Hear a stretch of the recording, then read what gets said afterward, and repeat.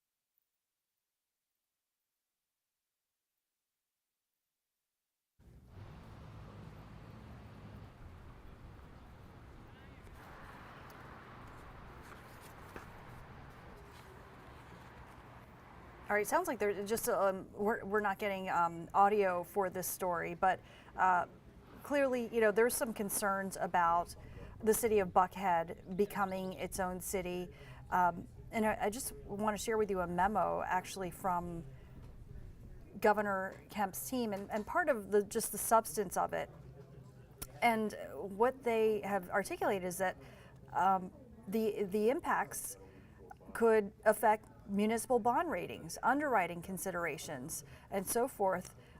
And Governor, can I ask you a question about the Buckhead City Commission?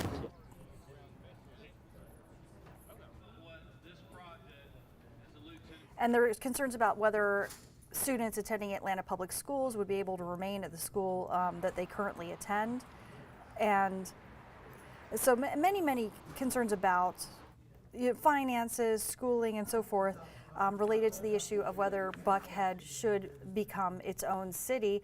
The Senate set to vote on this proposed bill today, and when that happens, of course, we're going to bring it to you here on Atlanta News First. I want to move on now to this other top story that we're following, some new developments overnight in the case involving a former UGA star football player, Jalen Carter, 21 years old. He cut his time short at the NFL Draft Combine yesterday, turning himself in last night at the Athens Clarke County Jail, and he is facing charges in connection to a January crash that killed one of his teammates along with a UGA staffer. Specifically, the charges he's facing are street racing and reckless driving. He wasn't in jail very long. His booking sheet shows that he was booked into the jail at 11:33 last night, then released 16 minutes later. I want to show you this video of the surveillance video from downtown Athens in the early morning hours of January 15th, the night in question, just hours after the parade celebrating UGA's second national championship in a row. And it shows what appears to be a black Jeep and some other vehicles accelerating quickly through an intersection. Police have not confirmed that the Jeep in that video is the same one owned by now former Bulldogs defensive tackle Jalen Carter, but they do tell us that Carter was in his Jeep and that he was racing a rented Ford Expedition driven by UGA football staffer Chandler LaCroix when the Expedition crashed. Of course, LaCroix was killed in the crash along with UGA player Devin Willock, and two others were also hurt as well. Well, now toxicology reports show LaCroix's blood alcohol concentration was nearly 2.5 times the legal limit, and she was driving 104 miles per hour. Listen to this 911 call appearing to place Jalen Carter at the scene of the crash just before police arrived. Hey, JP! The owner of this Hey, you might just go ahead and go yo. is not responding to their phone. The emergency Damn. location is Damn it.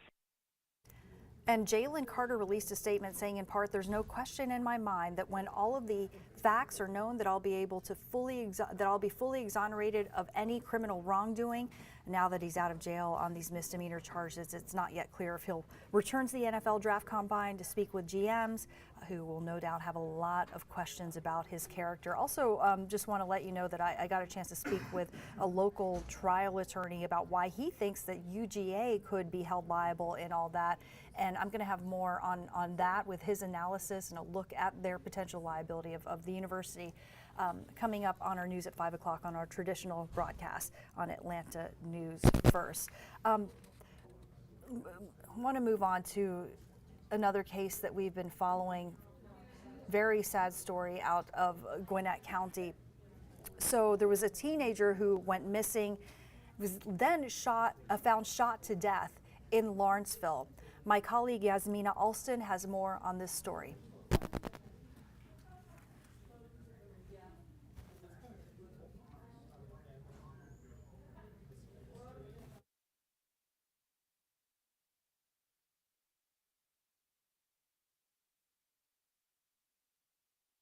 Closet. He went stay upstairs. He went upstairs. We went upstairs.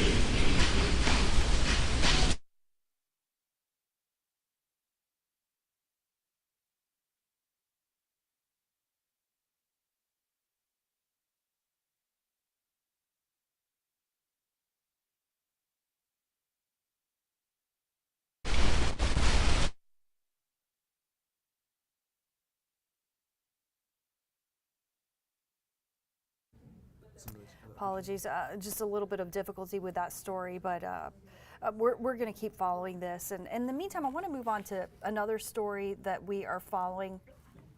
This is the man that you're looking at right there. That's Alec Murdaugh, very prominent attorney from South Carolina. Comes from a family, really dynasty of attorneys for 90 years almost. Members of his family for generations have held powerful positions in the prosecutor's office in their coastal South Carolina community. Well, now Alec Murdaugh is on trial for murder. He's accused of killing his own wife and his own son on the family's estate. Also implicated in a number of other crimes.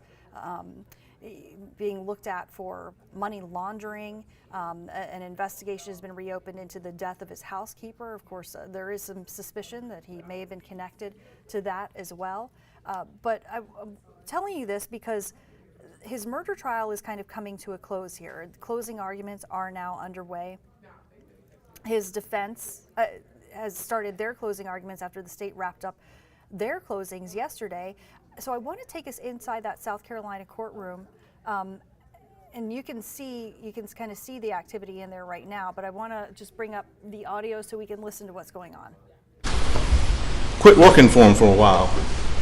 And you remember she had health problems and said she saw Maggie on the road somewhere. And they kind of pulled off and just talked. Just called up. Blanca cared about Maggie. Knew her so well, she knew what she wore to bed and what she didn't wear to bed. And that kind of bothered her about the clothes that were laid out. Some undergarments, which she knew she didn't wear. But Blanca's texting Maggie. Maggie's texting Blanca on June 7th. And in one of his statements, and I'm going to get to those, he said, Maggie wanted to come. She wanted to come. Well, no, sir. No, she didn't. She was having worked on her Edisto. He tries to say in here today, look, she was in Charleston. She was going back to Edisto. Remember the text to Blanco, well, I left the workers there, but I guess it'll be okay. He had said, come. I want you to come. She didn't want to come. We also know that from her sister Mary, who had a little regret in here today. Didn't hear much regret from over there, but you know who regretted? Who was real? Was Mary. I encouraged her to go. She didn't want to go. They got in close. It's like siblings. Jane, Marshall, James. I had to get my siblings on the record. We love each other. But she had that relationship. We weren't close. But then we got closer as the kids got older. I got going. We were close. We talked. One of her best friends. And she told her, why don't you go on over there? She regretted that.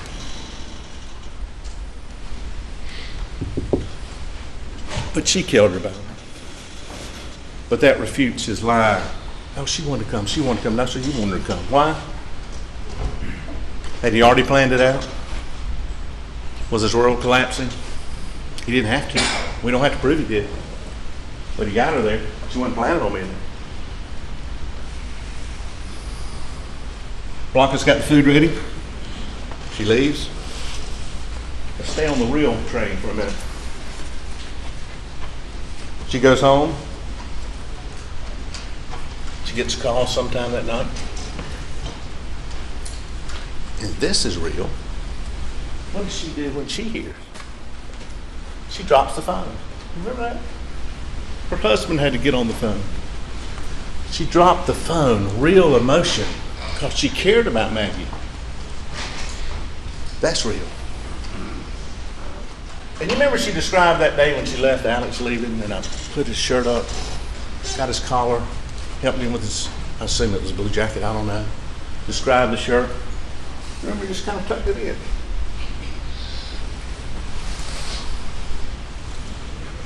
And now on Alex's second interview, when he's confronted by David Owens. And they actually showed him the video of the tree. They showed him that.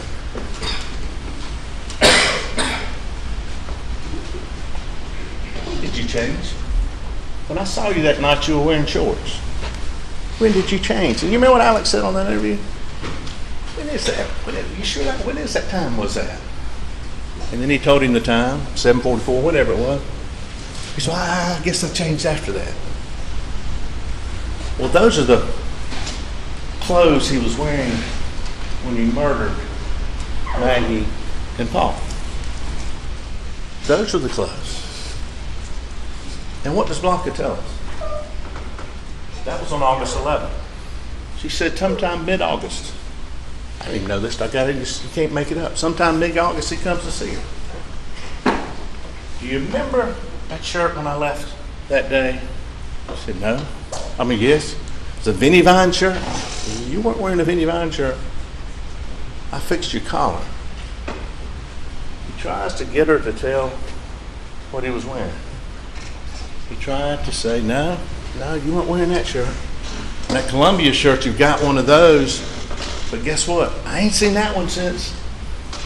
I have not. Blanca and Shelley. That's great circumstantial. Did you ever see that shirt again? Never saw that shirt again. Ever. Where's the shirt? You know what? I forgot about Shelley. I don't think this was mentioned. When Shelley sees Alex that night, you remember what she said about his clothes? Shorts, shirt. You know what she said about his shoes? Sperry type, cloth shoes. You remember that? When Dave Owens and those get there, and when I think I accidentally put some of the dust out on those weren't Sperry shoes. He's changed his shoes again. I'll get to you in a minute why that's important. From going to visit his mom, he's got Sperry type shoes. He comes back and puts on the tennis shoes. Why? Is she making that up? Blanca said, I've never seen the shoes before. When I got there the next morning, there was a t-shirt that looked like it had been pulled down, fell on the floor. Where does he keep it? She washes her clothes. Those are clean shorts up there. This is where he kept his shorts. Did he wear these shorts much? No, he didn't wear them much, but she knows that family. She knows where the shorts are, where the shoes are. Do you remember the Sperry shoes? Yeah. Did you see those? Never saw them again. Never saw that shirt again that he was wearing in the video. Never saw it again. And when he confronted her at the house about what he was wearing, yeah, she had real feelings and told y'all about that and told law enforcement about that. Is that real? And why is that important? Because it goes back to credibility and common sense. Those were clean clothes that Shelley had washed. Excuse me, that Blanca had washed. And when we get there on the scene that night, you remember Laura? Miss Rutter. She's sitting in the back. David's in the front. Alex in the front. His lawyer's on the side. And you know, it's something else I don't understand.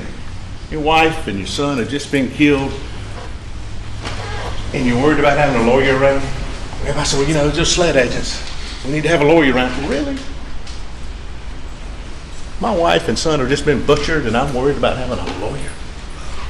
But they did. And that threatening, overbearing, cheating, manipulating.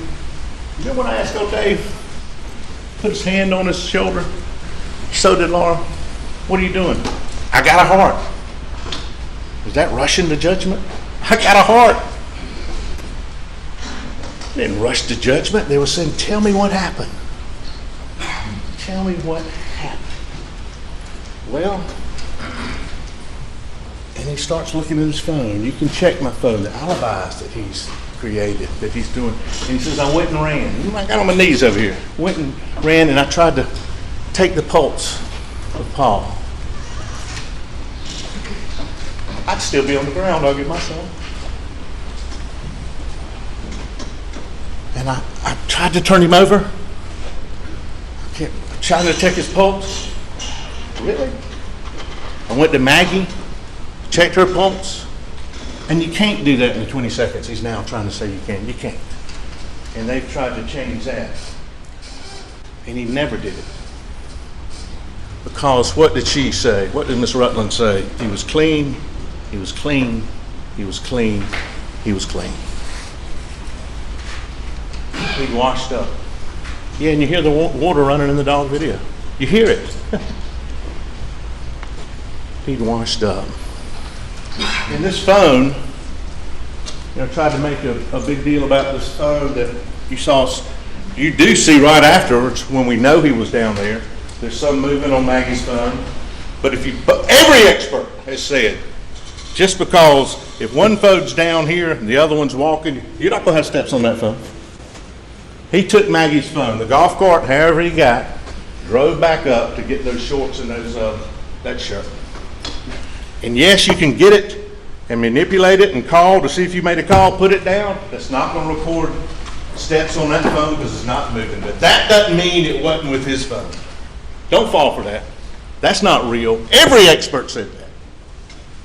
Every expert said that. And doesn't that make sense? You can grab it, see, make a call, put it down. You keep walking, it's not going to record if it's there. If it's in the car, it's in the Suburban. And I'm getting to that.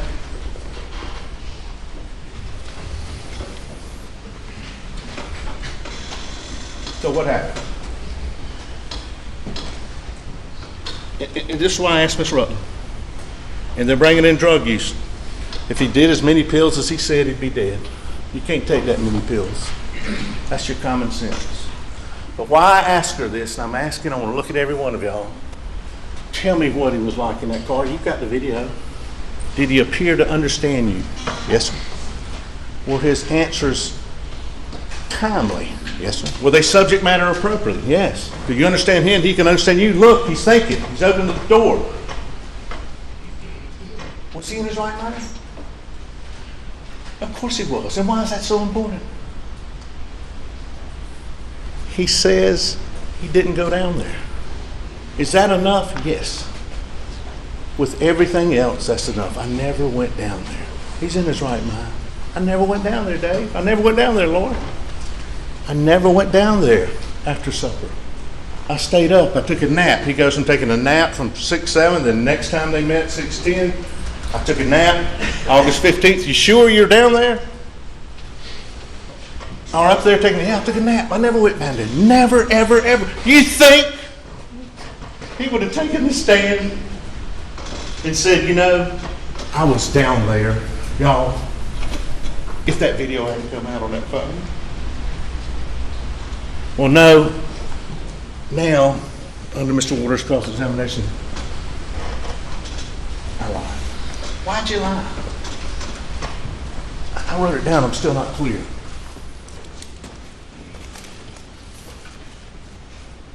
I had paranoid thoughts. Usually I can take a deep breath and get through it. But I couldn't, so I just lied. Once I lied, I continued to lie. And he continued and continued and continued until 627 days later when he took this stand, the first time he'd ever told anybody. Anybody. He told his family, he told his friends, he told everybody, and they believed him. I wasn't down there. Why is that so critical? That's the time of death. That's when it happened. That's what the records show. That's when the conversation, yes, it is important. Paul, who used his phone all the time, Paul is in a conversation about the dogs, interacting. Well, send me the picture. He does. And then it stops. Yes, that's when it happened. And then Maggie's phone. A little bit text. She reads that text. I think she went to her car. Y'all decide. Nobody knows. One person knows. She goes to her car. And she's got some rings there she's putting back on. I think she's got 2 rings there, and she's putting on another in the car. Maybe they've been working in the kennels. There's one shooter. There's only one shooter. And she hears that shot, and she comes back around. She hears the shot. She reads the last text y'all will have in there. I think she opens the thing about Solicitor Murdaugh. He doesn't. And then you don't see anything else. You don't see anything else on the phone. So is that common sense? Yeah, that's when they were gone.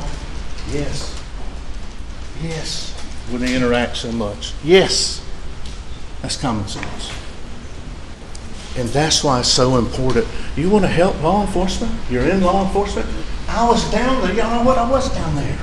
I didn't take that nap as long as I did. Well, did you hear anything? Why would you not give that information? Okay, then the 10th, with his lawyer, Mr. Griffin, in the car. Did you go down there? No. Look at him. Is he coherent? Is he under the influence of anything? Is he withdrawing? No. I want to help you. I want to help you. And then on the 15th, here's this video. Here's you in the tree. Now, Rogan says he thought he heard you down there earlier. Well, I don't think so. Why not say it then? Think about it. Well, it's just Rogan's word. Does that make any sense? Just Rogan's word. No, sir, I can handle that. He made a mistake, like Shelley did. Like lock it and close. No, sir. I can handle that, though. But when the video comes out, he's stuck. He's stuck. I'm going to try to wrap up.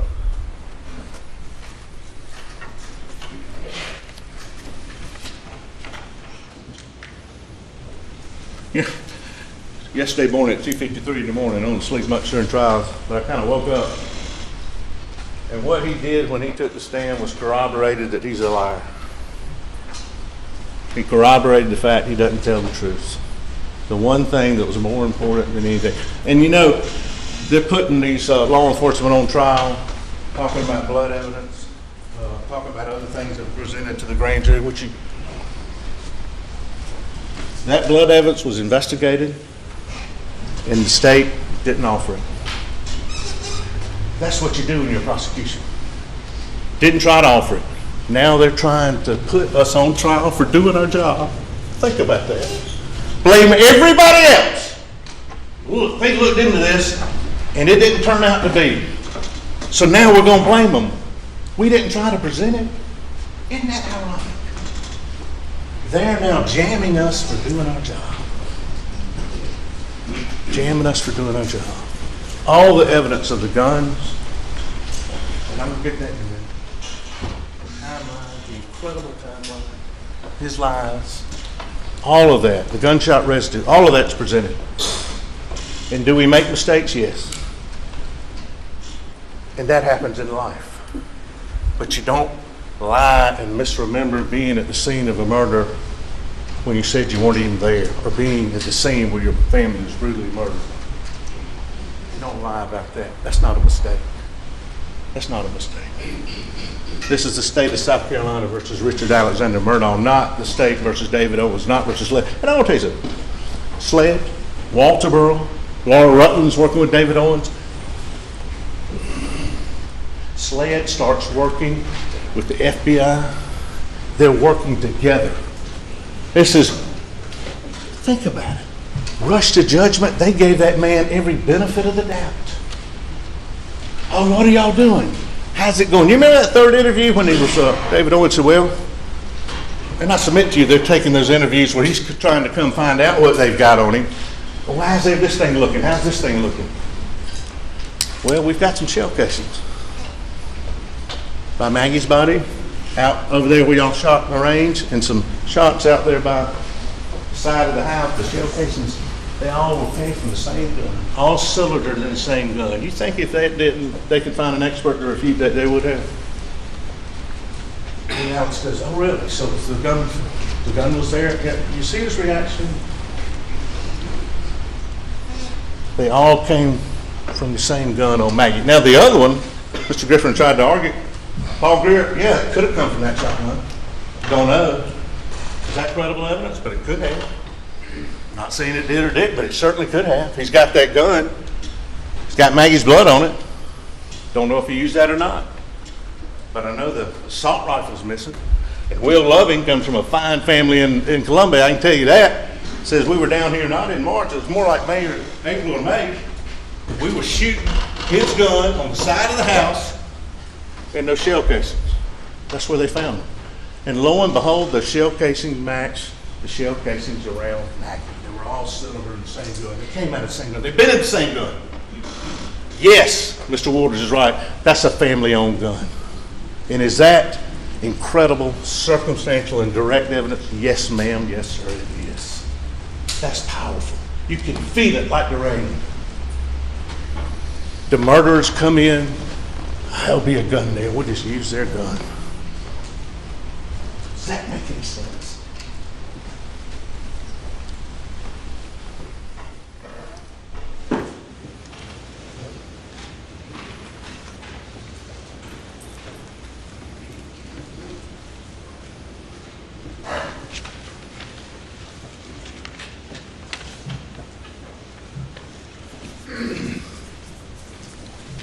Y'all too young. You ever watch Columbo?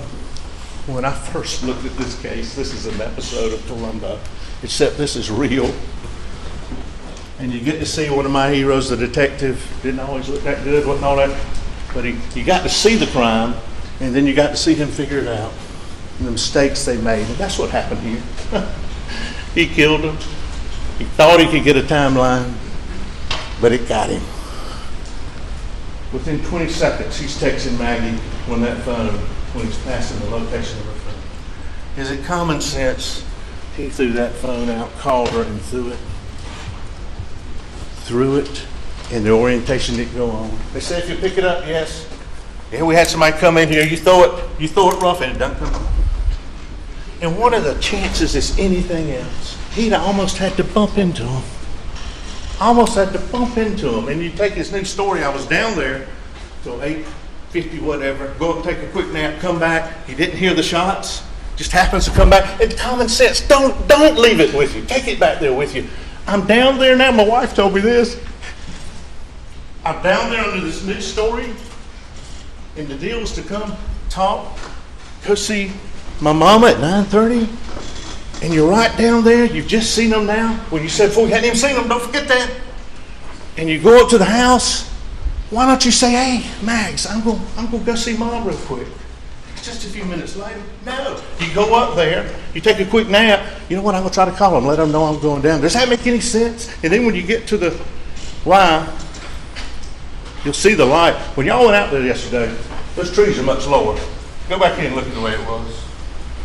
And I think even Buster said when you get down there, if the light's on, you can see. Why don't you just go right over there? Hey, I ain't going down there. No?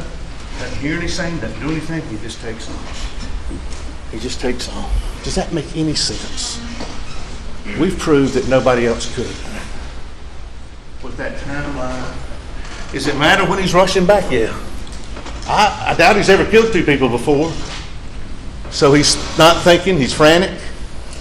Puts the wrong two shells in the gun. Coming back, he's got Maggie's phone. It had been sitting there. That's why the steps weren't on there. He's moving. He gets it. I can't take this phone with me. He's a lawyer, so he tosses it out. That's the only thing that makes sense. And what did he say about Paul's phone when we went up there? You know, I started to get. I didn't know I got it. And then it kind of just popped out too. Does that make any sense? You got to evaluate everything. If you can't believe somebody's credible on one thing, how can you believe them on the ultimate issue when they said they didn't? When the only thing they corroborated for you throughout the investigation, throughout this trial, and throughout Mr. Waters' cross-examination is he's a liar. And that's all you can judge people on.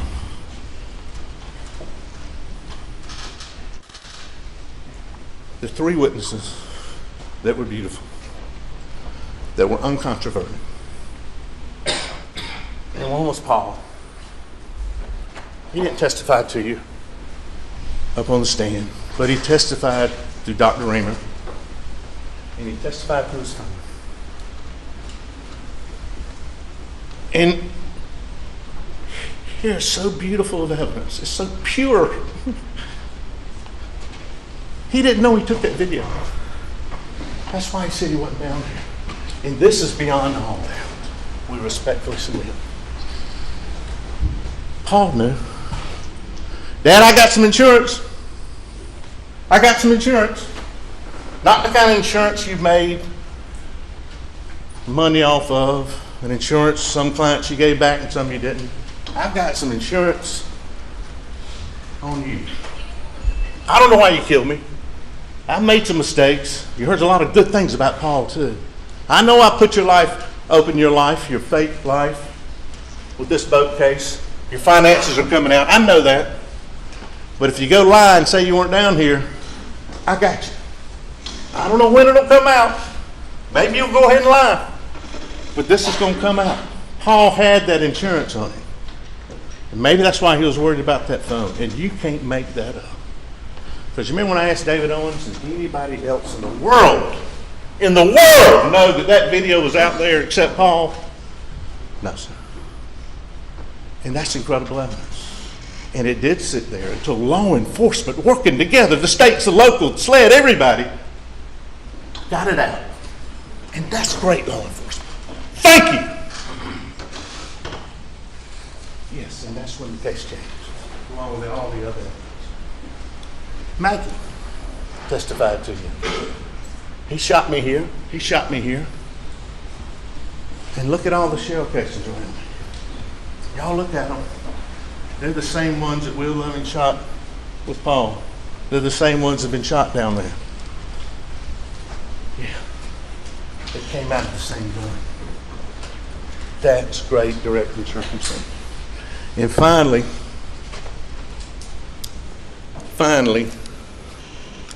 and my daughter-in-law, Sally, and my Aunt Cissy still calls my dad Jack this. My daughter-in-law been married about 3 months, one of the happiest days of my life, because they were happy. They were watching that kennel video. She and her dog Tater. And when Bubba started to bark, that's what my aunt calls him, Dad, Bubba. Tater barked. And Sally said, isn't it something that your best witness in here are the dogs? You know, some people say they got a sixth sense. You think Bubba knew? You think Bubba knew something? You got Alex to say something. Bubba!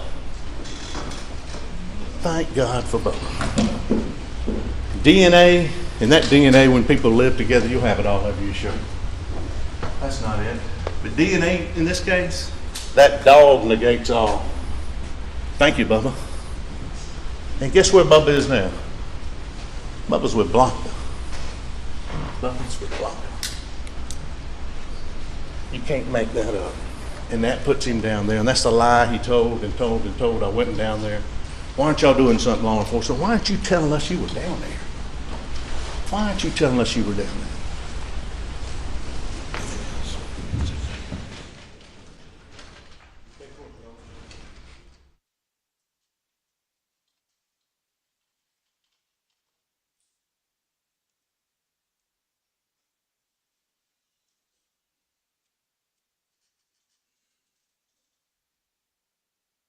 Thank you.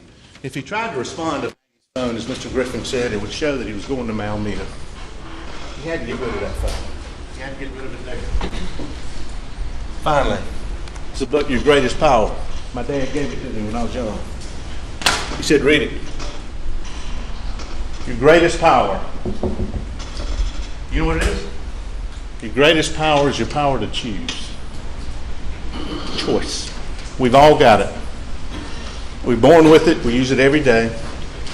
We use it when we treat people, whether we say, hey, whether we're nice, whether we forgive people. We make good decisions. We make bad decisions.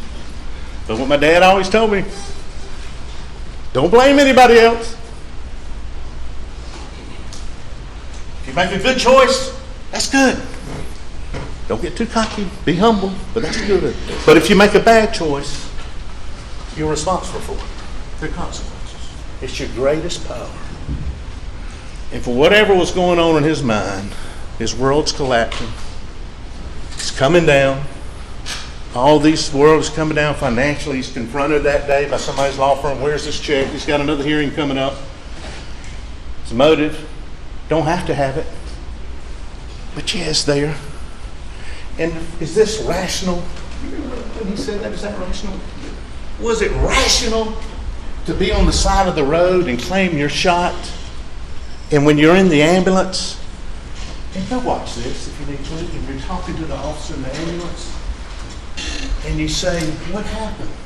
Oh, by the way, he wanted to kill himself. He called 911. He called 911.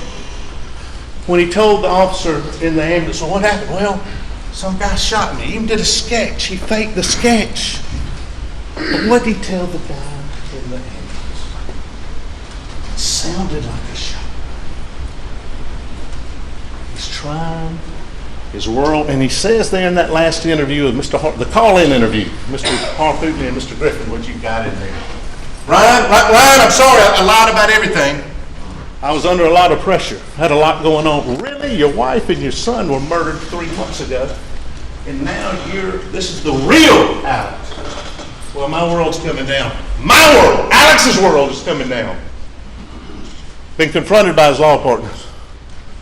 Losing his job. Now it's me. My world's being affected. Not about that, but now. And I'm sorry I lied. I've lied about everything. Richard Alexander Murdaugh loved, I think he loved Maggie. I think he loved Paul. But you know who he loved more than that? You know who he loved more than that? And who he's going to make sure that life, wanted to make sure that life, he loved Alex. And he exercised his greatest power of choice to make sure that life continued, or try. And it couldn't. And now, ladies and gentlemen, after his honor charges you, you're going to go back there and exercise your greatest power. Based on the evidence you've heard, the evidence you haven't heard, the credibility, the believability of the witnesses, and especially of Richard Alexander Murdaugh, who has lied and lied and lied and lied, and it's been okay. And he got you through. It stops here. We respectfully request it stops here today. No, it's not okay. And we're going to exercise our greatest power and find you guilty of killing Maggie and Paul. Thank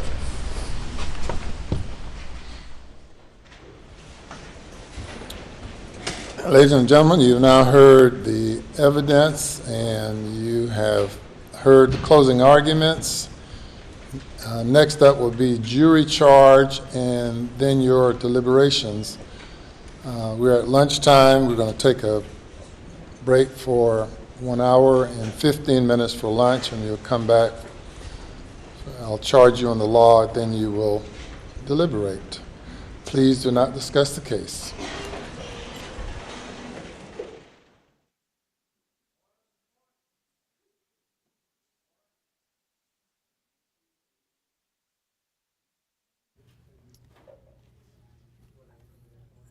So you have been listening live to closing arguments in the case against South Carolina attorney Alec Murdaugh.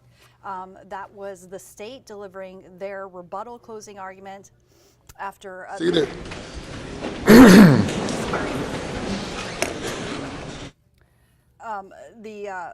The state delivered their closing arguments in the trial of Alec Murdaugh. That's the disgraced South Carolina attorney who is now standing trial accused of murdering his own wife as well as his son.